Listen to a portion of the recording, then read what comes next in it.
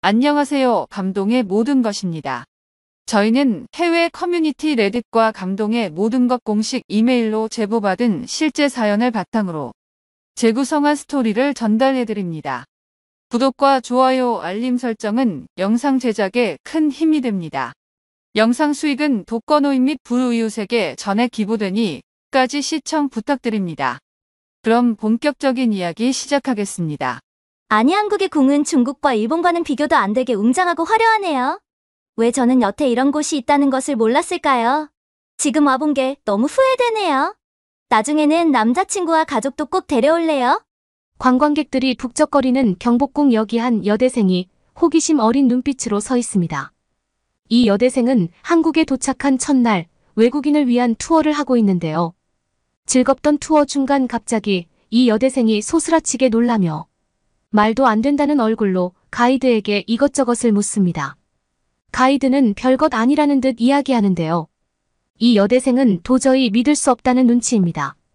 심지어 다른 관광객들도 몰려와서 너도 나도 이런 건 처음 본다며 난리가 났는데요. 과연 이 여대생은 한국에서 무슨 일을 겪은 것일까요? 안녕하세요. 저는 캐나다의 대학생 화이센입니다. 얼마 전 저는 제가 재학하고 있는 대학교의 교환학생을 신청했는데요. 교환학생을 다녀오면 나중에 취업 준비를 할 때 경력에 넣을 수도 있는 건 물론 캐나다의 기업들은 학창시절에 다양한 경험을 하는 것을 선호하기 때문에 저에겐 굉장히 중요한 문제였습니다. 교환학생으로 선택할 수 있는 나라는 아시아권 나라들이었고 그중 일본과 한국을 고민하다 오랜 고민 끝에 한국을 신청하게 되었습니다. 원래는 일본에 꼭 한번 가보고 싶었는데요. 방사능 관련 문제가 너무 심각해 보여 아무래도 가기가 찝찝한 면이 있었죠. 서류 심사 끝에 제가 교환학생으로 뽑혔는데 부모님의 극심한 반대에 부딪혔습니다. 한국은커녕 아시아에 대한 이해도 자체가 없는 부모님은 왜 하필 한국이냐며 어디에 있는지도 모르는 나라인데 갔다가 위험한 일이 생기면 안 된다고 저를 뜯어 말리셨죠. 특히 부모님은 치안과 생활 수준을 걱정하셨는데요. 외국에서 여학생인 제가 위험한 일을 겪었을 때 어디서 도움을 받냐는 것이었습니다. 그리고 아직까지 유럽에 비해 아시아권은 후진국이기 때문에 한국도 다를 바 없다는 것이었죠. 저는 인터넷에서 찾아본 한국은 결코 그렇지 않았다고 했지만 제가 한국에 대해서는 그렇게 잘 알고 있지는 않았기에 걱정과 두려움이 생기는 것은 사실이었습니다. 하지만 이미 하기로 한 교환학생을 포기할 수 없어 저는 부모님의 반대에도 불구하고 가기로 결정을 했죠. 긴 비행 시간을 거쳐 한국에 도착한 전 비행기에서 내리면서부터 그만 눈앞에 펼쳐진 상황에 깜짝 놀라고 말았는데요. 일반적인 나라들이라면 보통 비행기에서 처음 내렸을 때 곧바로 아스팔트 활주로에 발을 디디기 마련인데 놀랍게도 한국은 비행기에 계단과 버스가 연결되어 있었고 모든 승객이 그곳으로 탑승하고 있었습니다. 심지어 엄청난 길이를 자랑하던 그 버스는 살면서 정말 처음 보는 버스와 다름이 없었는데요. 저뿐만 아니라 한국이 처음인 듯한 다른 외국 승객들 몇몇도 갑자기 나타난 버스의 발걸음을 멈추고 당황스러워했습니다. 그런데 그때 뭔가 당황한 듯한 저를 유심히 살피던 한국인 승무원분께서 다가오시더니 눈앞에 버스를 타면 곧바로 인천공항 게이트로 도착한다며 친절히 설명을 해주었습니다. 저는 말이 안 되는 소리라고 생각해 이 버스를 타라고요? 라고 되물었는데 상냥하게 웃으면서 맞다고 하더군요. 저는 이때부터 조금씩 부모님의 걱정과 다르게 한국은 꽤 괜찮은 나라가 맞지 않을까 하는 기대감이 생겼습니다. 그리고 버스로 인천공항 게이트에 도착한 순간 눈앞에 펼쳐진 인천공항의 모습에 다리에 힘이 풀려 쓰러질 정도의 충격을 받게 되었습니다. 캐나다와는 규모 자체부터 비교가 되지 않을 만큼 압도적인 크기의 인천공항은 외관뿐만 아니라 그 내부에서도 쓰레기 하나 보이지 않을 만큼 쾌적했고 심지어 저희가 도착. 공항 내부에서는 무인 청소 로봇이 공항을 청소하는 모습까지 볼 수 있었습니다. 캐나다의 공항도 청소를 하기는 하는데 기본적으로 깨끗하지 못하고 자주 청소를 하는 편이 아니라 구석에 쓰레기나 먼지가 눈에 잘 띄곤 하는데요. 한국은 이러한 문제가 발생할 이유가 없어 보였죠. 하지만 한국의 놀라움은 시작에 불과했습니다. 저는 이제 버스를 타고 제가 생활할 대학의 기숙사로 이동을 해야 했는데요. 대학에서 보내준 안내문에 따르면 공항에서 서울로 운행되는 버스들이 여러 편이니 그 버스들을 이용하면 된다고 했습니다. 출발 시간이 적혀 있는 버스 시간표가 있었는데요. 전 믿지는 않았습니다. 캐나다에서는 버스터미널에 출발 시간이 나와 있긴 하지만 예약을 미리 해도 운행하는 버스가 갑자기 취소되었다고 문자가 오는 경우도 많고 시간에 맞춰 버스를 타러 갔는데 버스 회사에서 좌석수보다 더 많은 사람을 예약받아 놓는 통에 자리가 없어 타지 못하는 경우도 많습니다. 더 웃긴 건 버스 운행이 취소되었다는 문자를 받았는데 전광판에는 멀쩡하게 운행 중이라는 표시가 떠 있는 경우도 있죠. 지연 운행은 예사이고요. 그래서 저는 급하게 이동하지 않고 인천공항 안에 카페에서 여유를 즐기고 있었습니다. 적당히 알려준 시간에서 20분 정도 늦게 가면 버스가 있겠지 하고 여유롭게 정류장으로 내려가 보니 좀 이상했습니다. 버스들이 굉장히 일사불란하게 움직이는 모습을 보며 느리고 굼뜬 캐나다와는 좀 다른 것 같다는 생각이 들었죠. 안내 데스크에 물어보니 제가 탈 차는 이미 공지된 시각에 출발했고 다음 버스가 곧 오니 그 버스를 타면 된다고 했습니다. 한국에서는 버스가 제 시간에 다니는데 시간에 못 맞추더라도 여러 대 운행되니 오래 기다리지 않아도 된다는 친절한 설명은 덤이었죠. 충격적이었습니다. 버스가 지연 운행을 하지도 않고 게다가 버스를 놓쳐도 문제가 없도록 다음 버스가 여러 대 운행되고 있다니. 저는 오래 기다리지 않고 너무나 쾌적한 버스를 타고 미끄러지듯 서울로 이동하며 빛나는 한강과 높디 높은 건물들을 열심히 사진을 찍었습니다. 그리고 아직 한국에 대해 잘 몰라 걱정하고 계실 부모님께 전송해드렸죠. 이렇게 깨끗하고 넓고 쾌적한 도시가 서울이라는 것을 부모님께 한시라도 빨리 알려드리고 싶었습니다.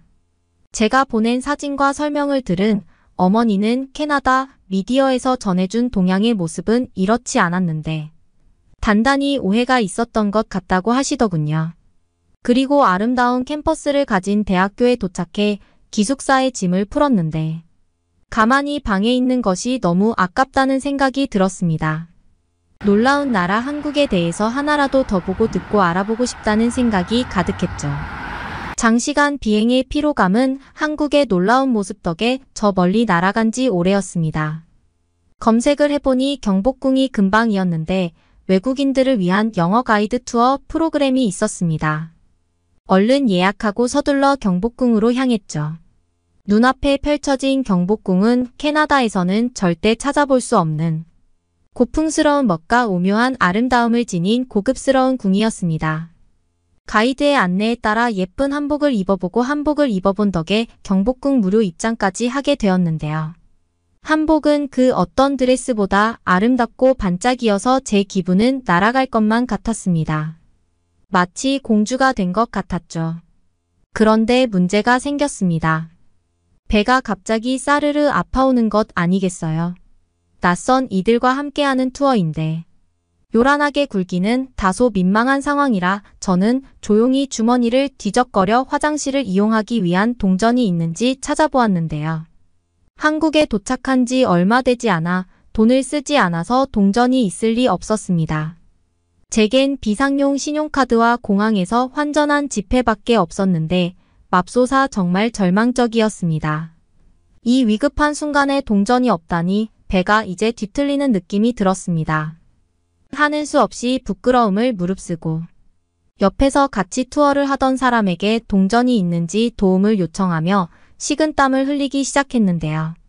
때마침 표정이 좋지 못한 제 얼굴을 보고 가이드가 어디가 아픈 것이냐며 말을 걸어왔습니다. 하늘이 노랗게 보이던 저는 결국 화장실이 너무 급한데 제게는 한국 동전이 없다며 도움을 요청했습니다. 가이드는 아니 왜 말을 안 했냐고 바로 화장실로 가면 되지 않냐면서 저를 직접 공중화장실 앞으로 데려다 주었습니다. 저는 너무 황당했죠. 동전이 없는데 대체 어떻게 화장실을 들어가라는 것이냐며 다급한 마음에 그만 화를 내고 말았는데요. 그런데 가이드는 한국의 화장실은 동전이 필요 없다며 급할 텐데 빨리 들어가라는 충격적인 말을 했고, 저는 그제서야 한국의 공중화장실 앞에 동전을 넣는 자판기가 없다는 것을 알아차릴 수 있었습니다. 일반적으로 캐나다에서의 경우 길거리뿐만 아니라 식당이나 백화점 등에서도 화장실을 이용하려면 화장실 앞 자판기에 동전을 넣어야 화장실로 들어가는 잠금 장치가 열립니다. 가끔은 돈을 받는 사람이 지키고 있는 곳도 있죠. 놀라운 나라 한국은 공중화장실을 이용하는데 전혀 돈을 받지 않았습니다. 급하게 배를 부여잡고 들어간 한국의 화장실은 더욱더 충격적이었는데요.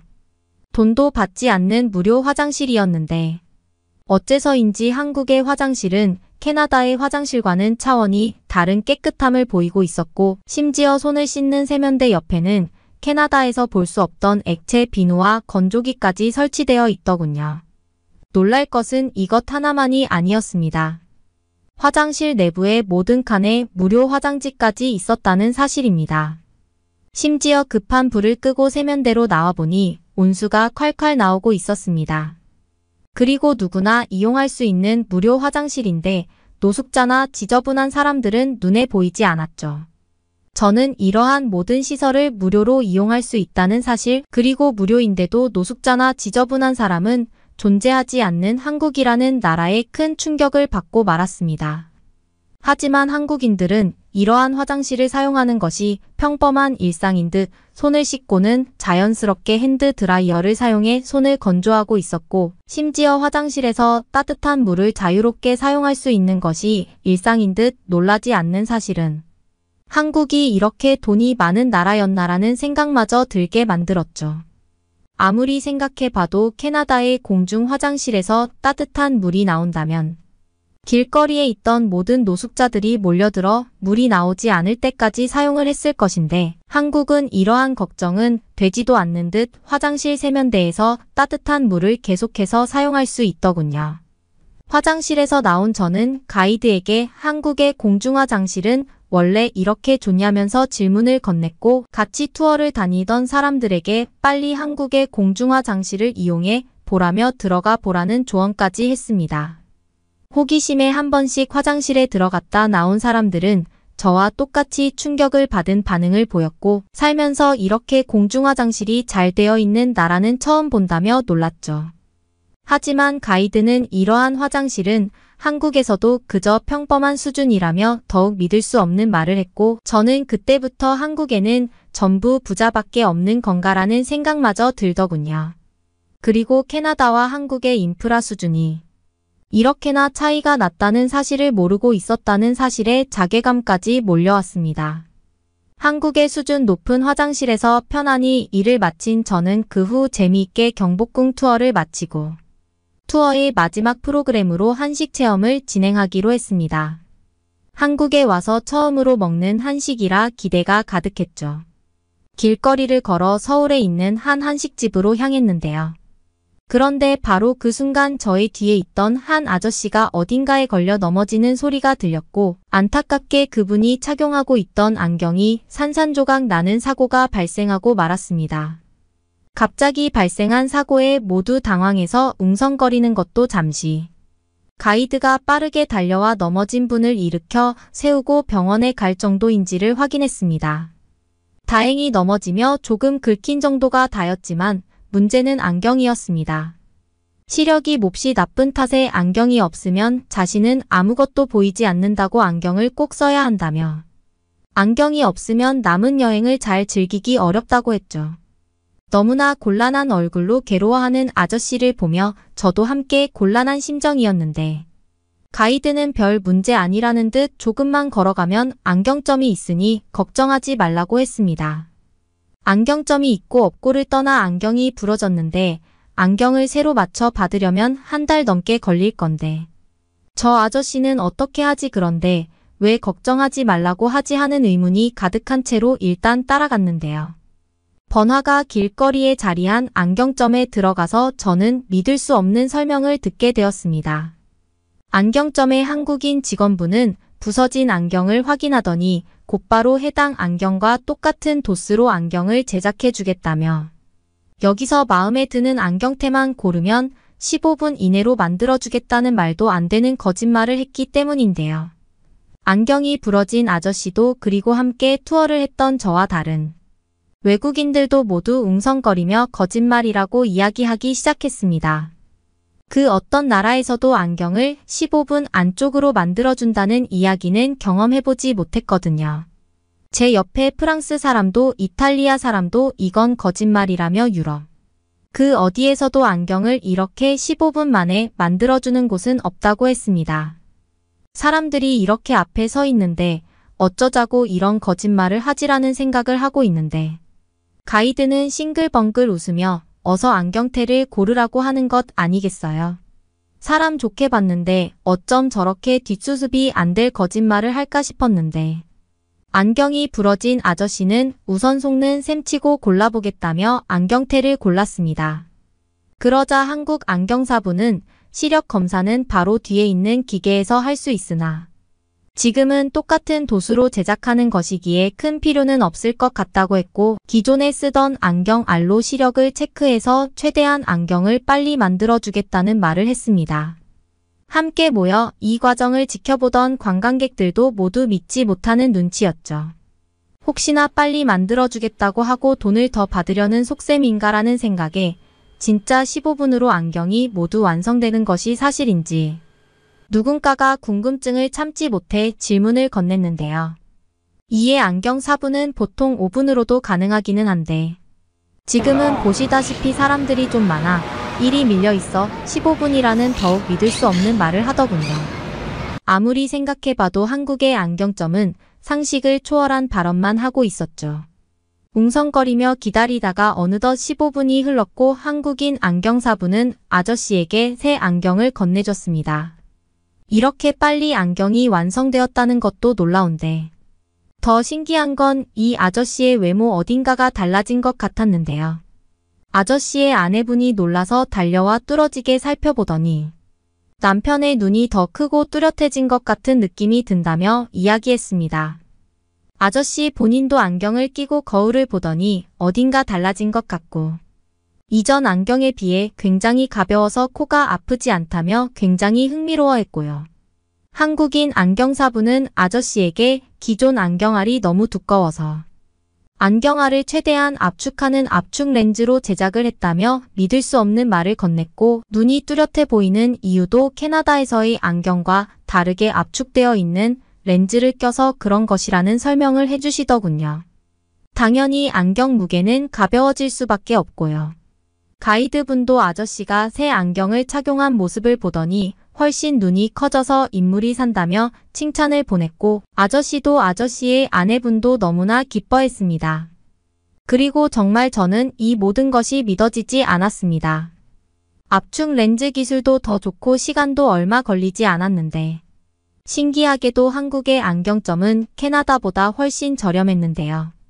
궁금해하는 저희에게 가이드분은 한국에서는 이러한 안경점이 평범한 수준이라는 말을 했고 오히려 안경을 만드는데 한 달 이상이 소요되는 캐나다 안경점의 상황에 그러면 불편해서 어떻게 사냐면서 깜짝 놀라는 반응을 보였습니다.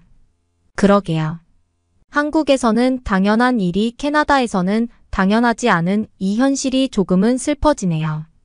다 같이 투어를 진행한 각국의 관광객 모두 한국이 발전한 모습은 이런 사소한 안경 하나에서도 알 수 있다며 혀를 내둘렀는데요.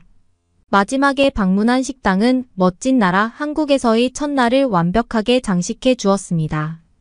끊임없이 나오는 밑반찬, 로봇이 서빙하는 신세계, 그리고 영양소가 완벽하게 잡힌 한식 한 상은 입이 짧은 저도 한 그릇을 싹 비우게 만들었는데요. 알고 보면 저는 입이 짧았던 것이 아니라 캐나다의 음식이 맛이 없어서 입이 짧았던 게 아닐까요? 이후로도 저는 한국에서 생활하며 새로 사귄 대학교 친구들과 함께 한국 음식을 이것저것 먹어보았는데요. 한식만큼 제 입에 맞는 음식은 없을 것이라고 생각합니다. 캐나다 음식은 이제 생각도 나지 않더라고요. 저는 지금 살기 좋은 나라 한국에서의 마지막 학기를 보내고 있는데요. 오늘은 한국에 왔던 첫날 가장 인상 깊었던 이야기를 공유하고 싶어 이렇게 사연을 보내보았습니다. 캐나다에 돌아갈 날이 얼마 남지 않은 저는 오늘도 한국인들의 평범한 일상이 그저 부러울 따름이네요. 더 열심히 공부해서 한국으로 취업을 해볼 생각입니다. 우루과이에 위치한 초호화 호텔 레스토랑에서 분주하고도 느긋하게 식기 부딪히는 소리들이 나고 있습니다. 우루과이인 남성과 한국인 남성 한 명은 레스토랑에서 가장 좋은 자리에 앉아 식사하고 있었는데요.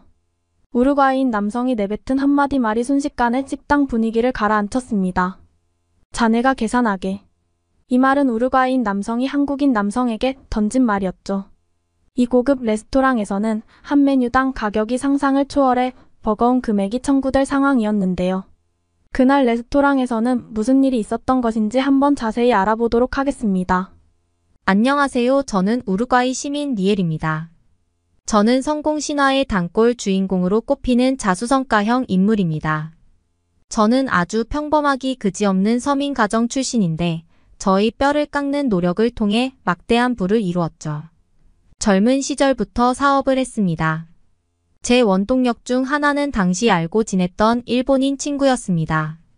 그때는 제가 아주 어린 학생 시절이었는데요.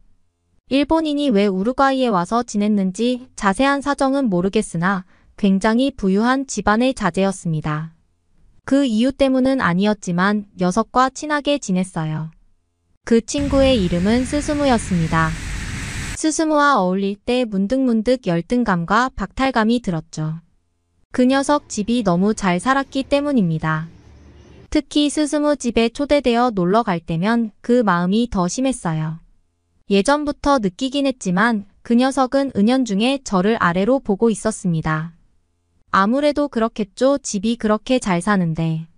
집에서 어떻게 키우겠습니까? 동양인인 자신이 서양인인 저보다 잘 산다는 데에 우쭐해 보였죠. 그 의식은 성인이 되면서 더욱 커져서 저를 모멸스럽게 만들더군요. 언젠가 비싼 고급 식당에 가자고 해서 함께 간 적이 있거든요. 당연히 스스무가 사는 줄 알았습니다. 내가 살게라는 직접적인 언급은 없었으나 자신이 사겠다는 뉘앙스로 말해서 망설이다가 함께 간 거였거든요. 확실히 비싼 식당이라 그랬는지 음식이 정말 맛있었어요. 기분이 좋아졌습니다. 평소에 좀 마음에 안 드는 점이 좀 있는 녀석이긴 했지만 그래도 제가 친구라고 이렇게 비싸고 좋은 음식을 다 사주다니 고마우면서 조금 미안했습니다. 식사 후에 계산을 하려고 했더니 녀석이 글쎄 지갑을 두고 왔다는 겁니다. 그런데 여기서 제가 집에 가서 지갑 가져오랄 수도 없지 않습니까? 남자로서. 그래서 어쩔 수 없이 제가 샀습니다. 당시에 일을 다니며 돈을 벌고 있어서 망정이었죠. 둘이서 한 끼씩 주문해서 먹은 건데 가격이 글쎄 20명 이상이 먹은 것처럼 많이 나오더라고요. 금액이? 저는 당황했지만 음식값을 모두 지불했고 설마 고의로 그랬을 리가 없다고 생각하며 스스무를 용서했습니다. 그리고 형편이 넉넉하지 않은 제가 산 것으로 두지는 않지 않겠습니까? 친구라면요. 나중에 자신이 먹은 만큼이나마 돌려주거나 다른 식으로 갚겠거니 하고 넘어갔죠. 너무 무리한 탓에 저는 다음 급여일까지 빌빌거리며 지냈습니다. 영양가 없는 것만 먹거나 굶어서 살이 쏙 빠졌죠. 제가 힘들어하고 있을 때 스스무는 도움을 준 적이 없습니다. 도움이나 걱정은커녕 오랜만에 만나서 하는 말이 가관이더군요. 돈 없는 사람들은 참 추하다고요. 그 말을 듣자마자 저는 자리를 박차고 일어났고 스스무와 인연을 끊었습니다. 천한 동양인 주제에 운 좋게 돈 많은 집에서 태어났다고 저토록 오만하다니 화가 많이 났는데 그 화가 저를 열심히 움직이게 만들어 주었죠. 20대 내내 저는 뼈 빠지게 일했고 돈을 많이 모았습니다. 그러던 어느 날 문득 깨달았죠. 평생 이렇게 남의 돈만 받아서는 진짜 부자가 될 수 없겠구나 하는 것을요. 직장에서 경험한 바를 토대로 저는 사업에 뛰어들었습니다. 역시 쉽지 않았죠. 열심히 모은 돈을 다 털어야 했고 그 돈을 잃기도 했지만 부자 중에 부자가 되겠다는 일념 하나로 버텼습니다. 그렇게 몇 년 동안 분투하면서 살았더니 결국 제 사업은 성공하게 됐죠. 그렇게 바쁘고 정신없는 가운데에도 연애는 다 했습니다. 제가 힘들어할 때 보듬어준 그와 결혼을 했고 아이도 낳았죠. 바쁘게 달려온 세월을 돌아보니 저는 한 사람의 성공한 사업가이자 가정의 아내, 엄마가 되어 있었습니다. 아이들은 치열하게 살아온 제 인생에 대한 선물처럼 느껴졌어요. 그래서 무척 소중했지만 현실에 안주할 때가 아니라고 생각해서 쭉 일에 몰두하는 삶을 살았습니다. 아이들이 중고등학생이 되어서도 저와의 소통은 다소 모자랐죠. 아이들 아빠에 비하면 말이에요. 아들이 첫째, 딸이 둘째였는데 저는 딸을 더 좋아했습니다. 저를 닮아 미인이기도 하고 성격도 저처럼 야무진 것도 꼭 저를 복제한 것 같아 애착이 많이 갔죠. 시간을 많이 보내지는 못했지만 애지중지했습니다. 물론 아들도 많이 아꼈어요. 그렇게 마냥 아기일 것 같던 아이들이 훌쩍 커서 결혼을 할 때가 다 됐더군요. 저와 남편은 나이 들어 있었고요. 더 이상 달리지 않아도 될 것 같았기에 저는 조금 느긋하게 살기로 했습니다. 그렇게 여유를 가지면서 남편과 함께 아름다운 중년의 삶을 살고 있었죠. 아들은 좋은 여자 만나서 결혼을 했고 이제 둘째가 남아 있었는데 사실 저는 제 눈에 차는 놈은 없을 거라고 생각했습니다. 제 귀한 딸 모니카에게 어울릴 만한 남자가 과연 존재하기나 할까요? 모니카가 정말 좋은 사람을 만나 결혼하길 바랐지만 마땅한 남자가 없다면 결혼하지 않고 저희 부부와 평생 사는 것도 괜찮을 것 같았습니다. 그런데 그러던 어느 날이었어요. 모니카가 만나는 사람이 있다고 말하는 게 아니겠어요. 저희 부부의 관심은 온통 거기에 쏠렸죠. 아직 그 사람에 대한 정보가 일절 없었지만 딸에게 만나는 남자가 있다는 사실만으로도 마음에 안 들었습니다. 남편은 좋아했죠. 그때는 연애한 지 얼마 안 되어서 그냥 만나는 사람이 있다고만 말을 했었습니다. 나중에 안 사실이지만 그때 이미 1년 이상 만난 거였더라고요. 이후 2년이 더 흘렀을 때 저희 부부는 궁금해서 모니카에게 물었습니다. 그 남자 아직도 만나고 있냐고요. 너무 이야기가 없어서 어쩌고 있는지 모르겠다고 하니 여전히 잘 만나고 있다고 했습니다. 그렇게 오래 만날 거면 슬슬 결혼할 때 아니냐 한번 데리고 와. 어떤 사람인지 궁금하다 얘. 제 기준에서는 이해가 잘 안 됐습니다. 그렇게 오래 만났는데 어떤 놈인지 한 번을 안 보여주다니 떳떳하지 못한가 싶었죠. 그런데 아무래도 제 예상이 맞았던 것 같습니다. 약속 당일 모니카가 데리고 온 남자는 행색이 초라한 동양인 남자였어요.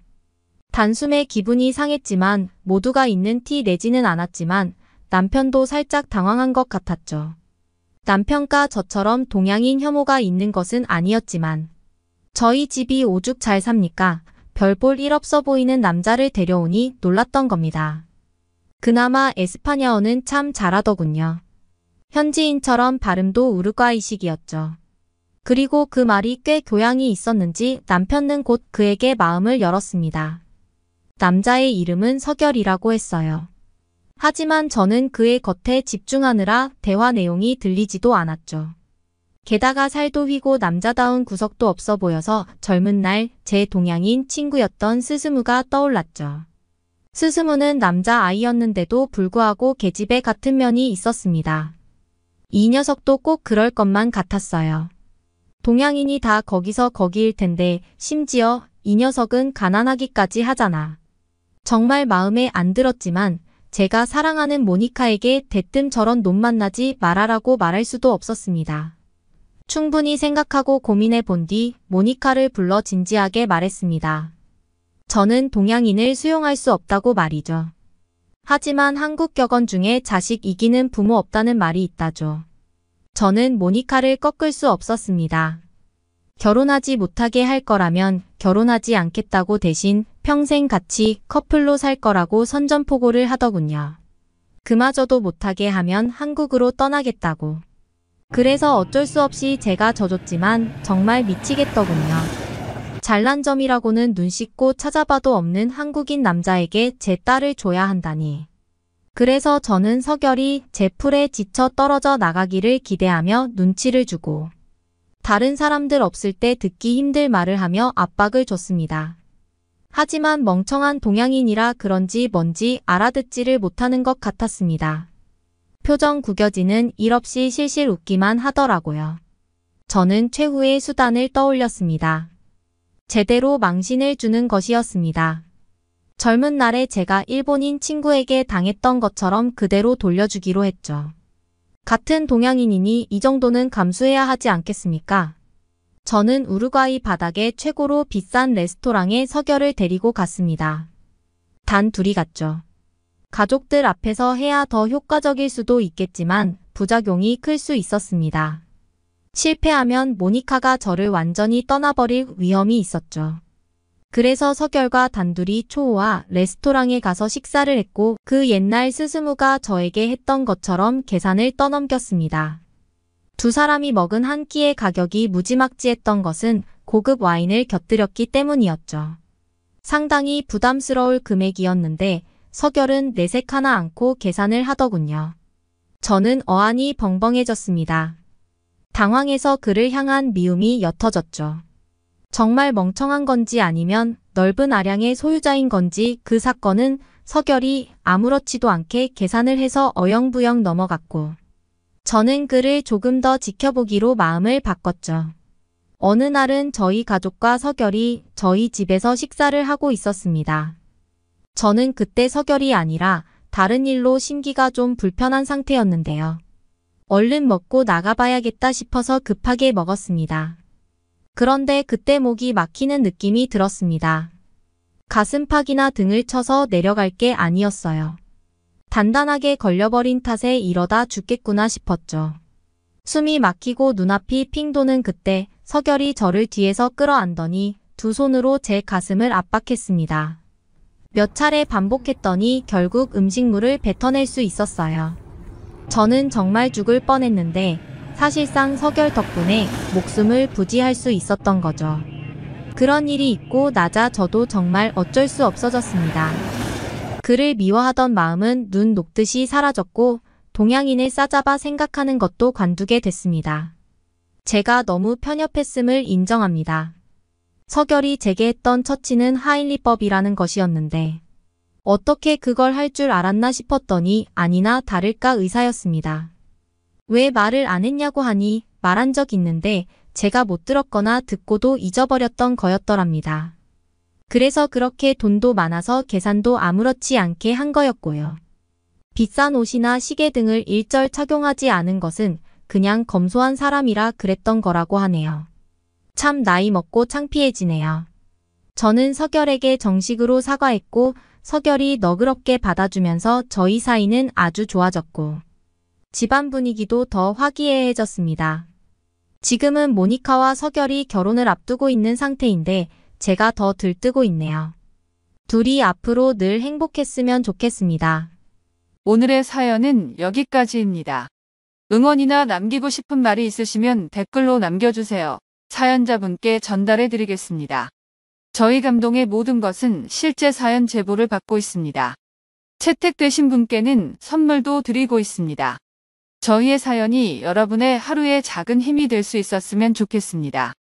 지금까지 한국의 감동적인 이야기를 전해드리는 감동의 모든 것이었습니다. 구독과 좋아요를 눌러주시면 영상 제작에 큰 힘이 됩니다. 감동적인 사연을 주변 사람들에게 공유하고 함께 이야기 나눠보세요. 끝까지 시청해주셔서 감사합니다. 더욱 더 좋은 영상으로 찾아뵙겠습니다.